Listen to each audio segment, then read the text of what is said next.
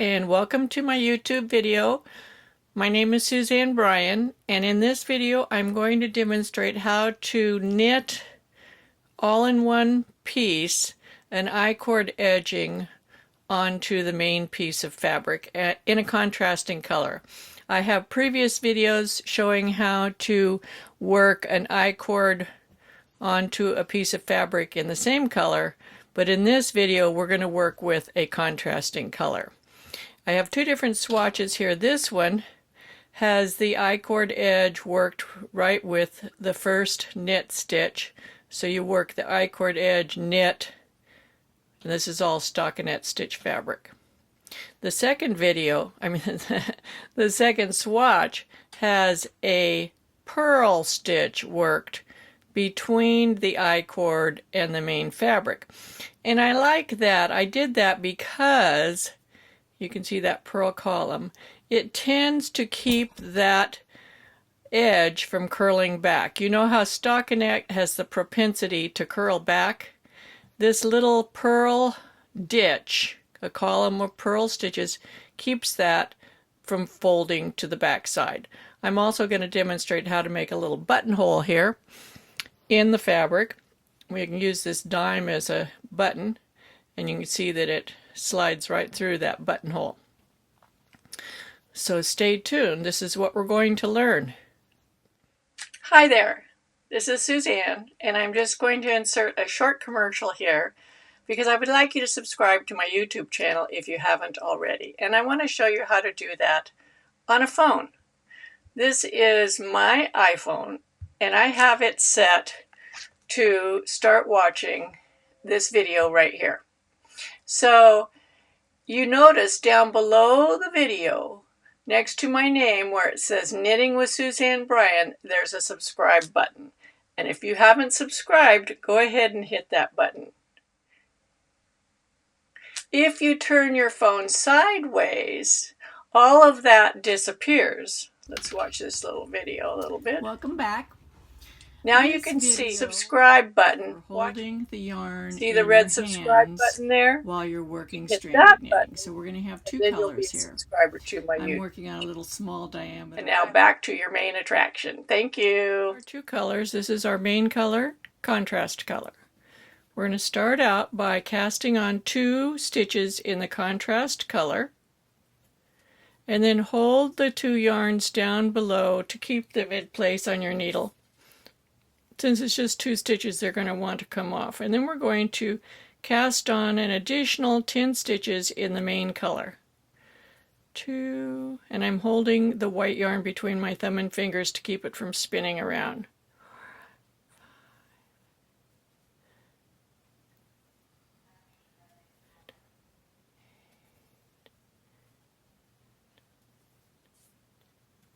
4, turn the work. I'm still holding the contrast color stitches between my thumb and my finger. And we're going to purl 9 and then knit 1 because we want that column of knits on the right side of the work. This is a wrong side row.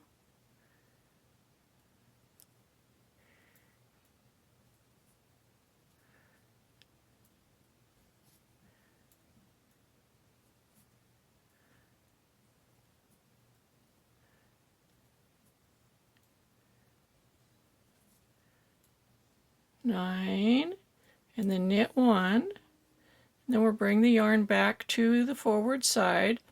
We have our 2 contrast color stitches here. We're going to bring the main color over the contrast color.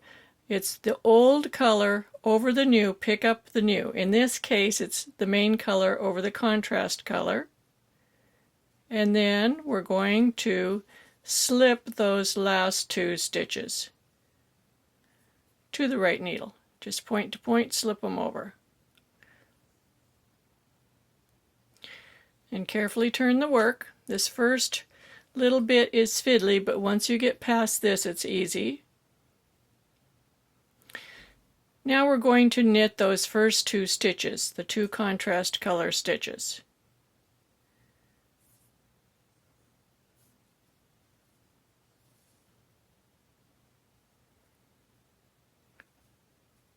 And because we're only going to be working the right side rows in the I-cord, but we work the right side and the wrong sides in the main fabric, we have to do one extra I-cord row. So we're going to slip these two back so that we get our second I-cord row, so that we have row per row from the I-cord over to the stockinette. Now we take the contrast color yarn on the back over the top of the working yarn. The contrast color yarn is going to go over the top of the working yarn. The working yarn, the main color, comes up underneath. So it's always the color that you just used goes over the top of the next color. We're going to do it several times so you'll get it. And then we're going to purl this stitch and knit to the end of the row. So this is the same as working the I-cord as intarsia on the edge of this stockinette stitch fabric. This is a knitted on I-cord. It's not applied I-cord. That's going to be a different video. I'm doing a whole series of videos on the study of I-cords and how you can use them. So now we're going to purl 9 and then knit 1.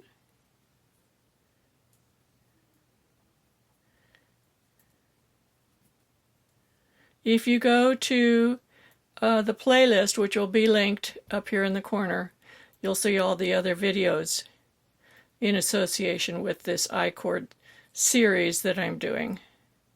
This is just one of many. Knit. Bring the old color over the top of the new color. In this case, it's the main color over the contrast color. Even though we're just going to be slipping these stitches, you still need to do this. Slip, slip, point to point. That's the I-cord. Turn the work.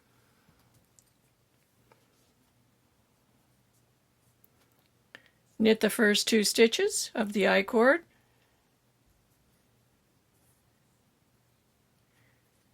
Slip them back, point to point. You're starting to see the little I-cord form here. Knit these 2.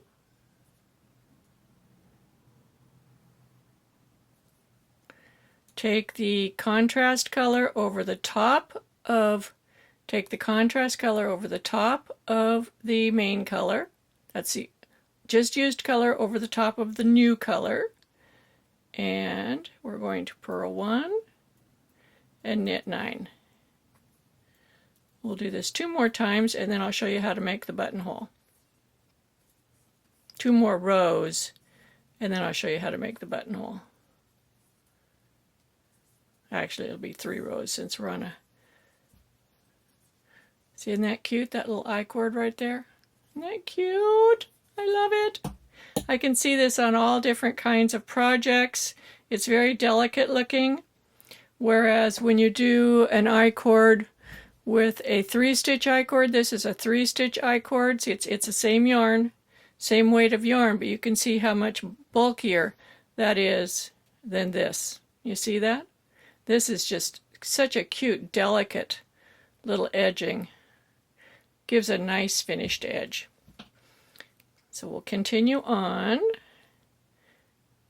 I hope you didn't mind my little advertisement there. If it bothers you, speak up about it and tell me, and I won't do it again.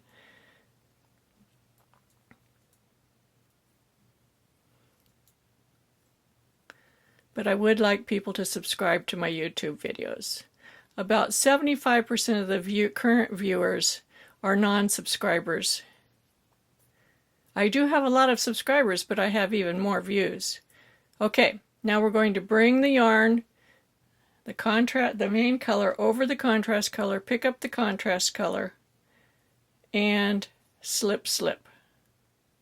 And I'll show you how this looks in a minute. We're going to do one more of the I-cord, come back, and we'll do the buttonhole.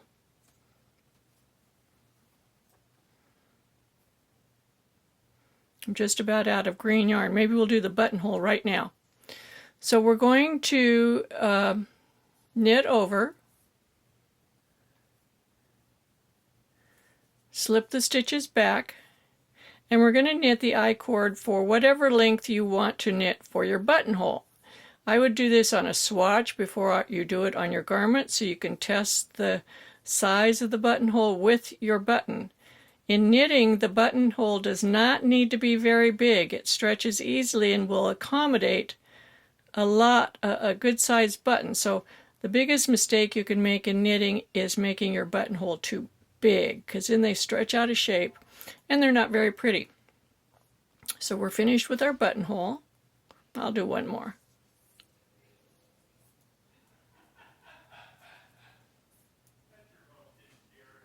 Okay, now you take the old yarn, the contrast color, over the main color,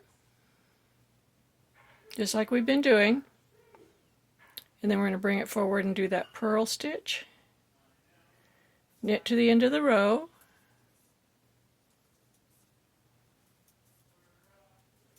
I'll go till I run out of my green yarn. It's just the end of this ball. We're going to turn our work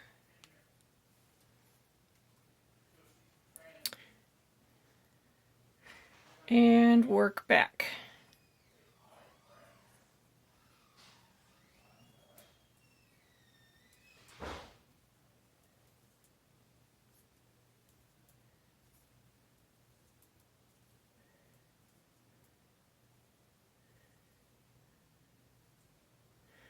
Very end of the ball.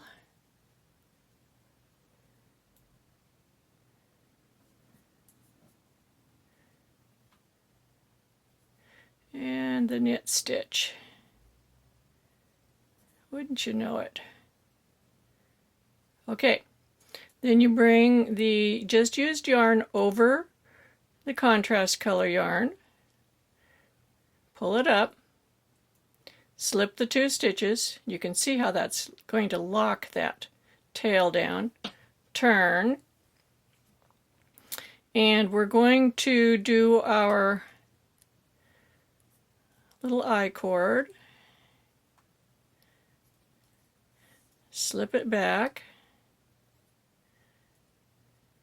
Because I'm out of the green yarn, I'm just going to continue across in the white so that we can take a look at this and see what it looks like.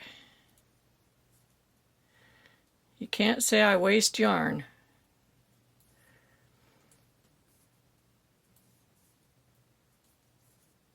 Okay, let's take a look at our little buttonhole. There's our little buttonhole. So let's look at this one again.